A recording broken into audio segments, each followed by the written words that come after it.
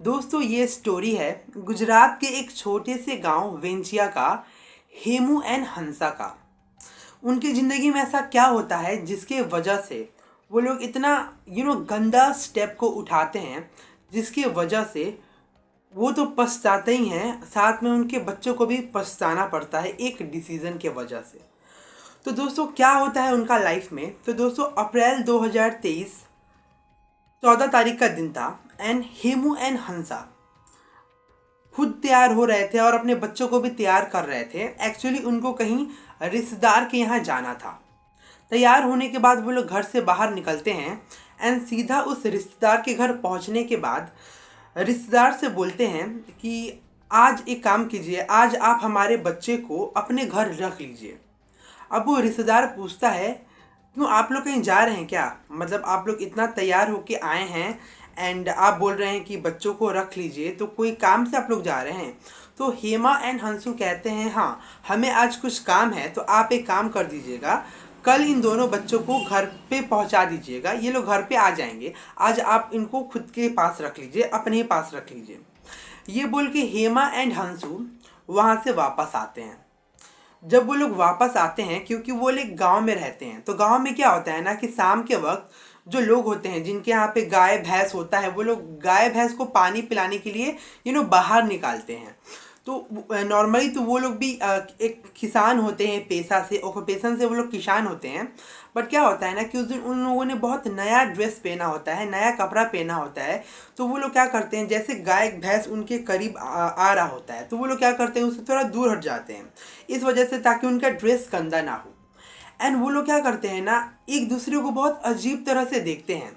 और वो लोग सबसे पहले उस पूरे गांव को देखते हैं। उस गांव का जो कच्चा रोड होता है, आप सब जानते हैं कि गांव में बिल्कुल एक कच्चा रोड होता है। उसके बाद से वो लोग आसमान को देखते हैं एंड फिर वो लोग सोचते हैं कि यार हम लोगों ने इस गांव में बहुत जी लिया है, बहुत गरीबी का ज़िंदगी जी लिया है एंड आज के बाद से हमें वो ज़िंदगी हम नहीं जिएंगे। मतलब वो लोग कुछ प्लान करते हैं कि जैसे कुछ ऐसा होने वाला है कि आज के बाद वो लोग बिल्कुल अमीर बन जाएंगे। इसके बाद वो लोग रास्ता से जब आ रहे होते हैं तो उनको उनके गांव वाले नोटिस करते हैं कि आज हेमा एंड हंसी बहुत ज़्यादा अलग दिख रहे हैं। एक तो सबसे पहले उन लोगों ने नया ड्रेस पहना होता है, और जाहिर सी बात है जब कोई नया नया ड्रेस पहनता है तो लोग नोटिस करते हैं कि अरे भाई हाँ, इसने नया ड्रेस पहना हुआ है, लगता है ये लोग कहीं जा रहे हैं। बट एक्चुअली में वो लोग कहीं जा नहीं रहे होते हैं, बस एक दूसरे को देखते हैं, स्माइल करते हैं एंड एक दूसरे को देख के हाथ पकड़ लेते हैं। मतलब दे वर बी लाइक, उनको ऐसा लगता है कि हमें दुनिया से कोई मतलब नहीं है, आज के बाद से हम बिल्कुल फ्री हो जाएंगे, आज के बाद से हमें किसी को भी कुछ जवाब नहीं देना पड़ेगा।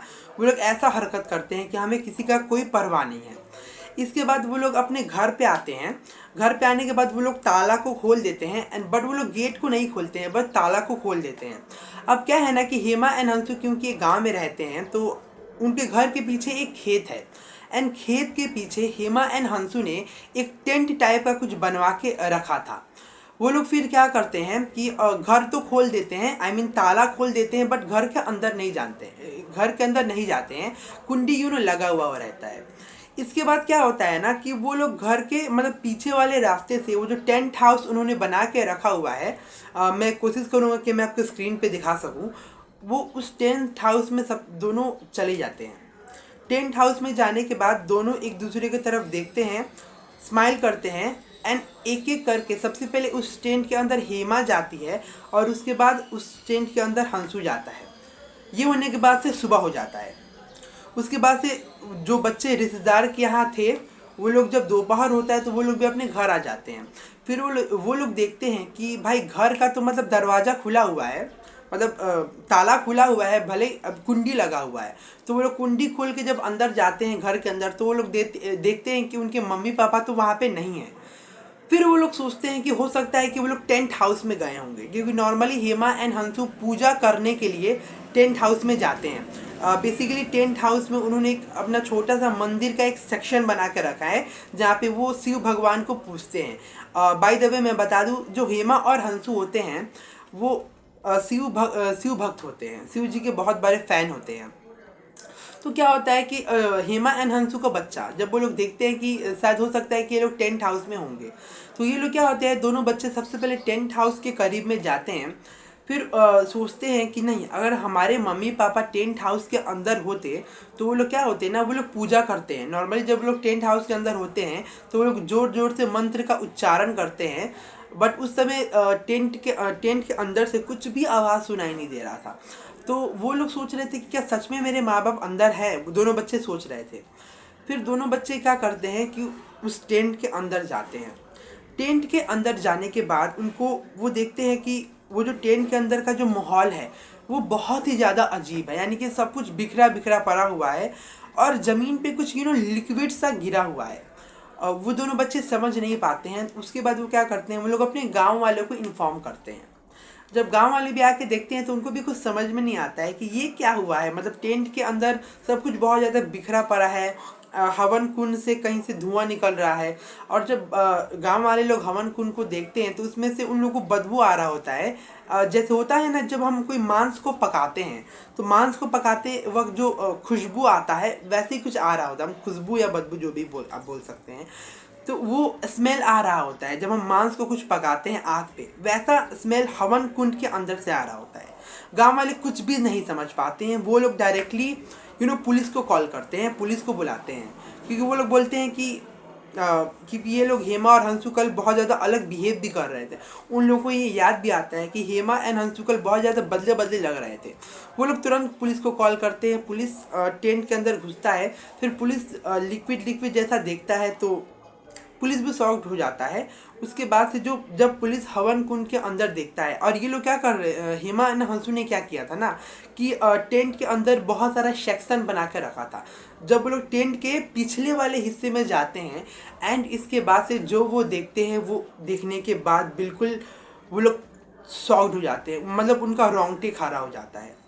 अब वो लोग क्या देखते हैं, इसके लिए हमें एक रात पहले जाना पड़ेगा, जब हेमा एंड हंसू टेंट के अंदर इंटर होते हैं।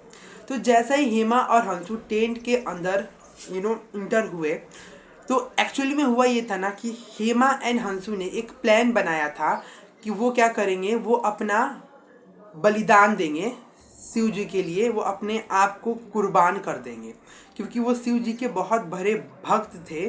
तो उन्होंने ये डिसाइड किया हुआ था कि वो लोग क्या करेंगे कि अपने आप को बिल्कुल बलिदान कर देंगे शिव जी के चरणों में। तो वो लोग क्या करते हैं कि सबसे पहले हेमा एंड हंसू टेंट के अंदर जब गए तो वहाँ पे लकड़ी का ज़रूरत था, क्योंकि उन लोगों को पूजा वगैरह करना था। तो हंसू बाहर से लकड़ी पड़ा हुआ था, उसने टेंट के अंदर लेके आया। फिर से हेमा और हंसू मंत्र का उच्चारण करने लगे। और जैसे ही मध्य रात्रि हुआ, मध्य रात्रि यानी कि जब रात का जो 12 बज जाता है, उस वक्त वो दोनों शिव जी के चरणों में झुक गए। एंड हंसू कागज़ पे कुछ लिख रहा था, और लिखने के बाद उसने शिव जी के चरणों में साइड में रख दिया वो जो लेटर था। उसके बाद से वो दोनों ने जैसे पुराने ज़माने में जब हम किसी को सज़ा देते थे तो एक वो फांसी टाइप का वो जो बना होता था ना, कि जैसे इसमें गर्दन रख दो और ऊपर से कुछ तलवार टाइप का आएगा और गर्दन को बिल्कुल काट के रख देगा। तो वो दोनों भी बिल्कुल उसी तरह का कुछ बना के सेक्शन रखे हुए थे। दोनों ने एक दूसरे का हाथ पकड़ा एंड उसके बाद से वो लोग चल बसे। उन्होंने अपना गर्दन का बलिदान दे दिया। उनका गर्दन अलग, उनका बॉडी अलग हो गया। पुलिस ने इसी चीज़ को देखा।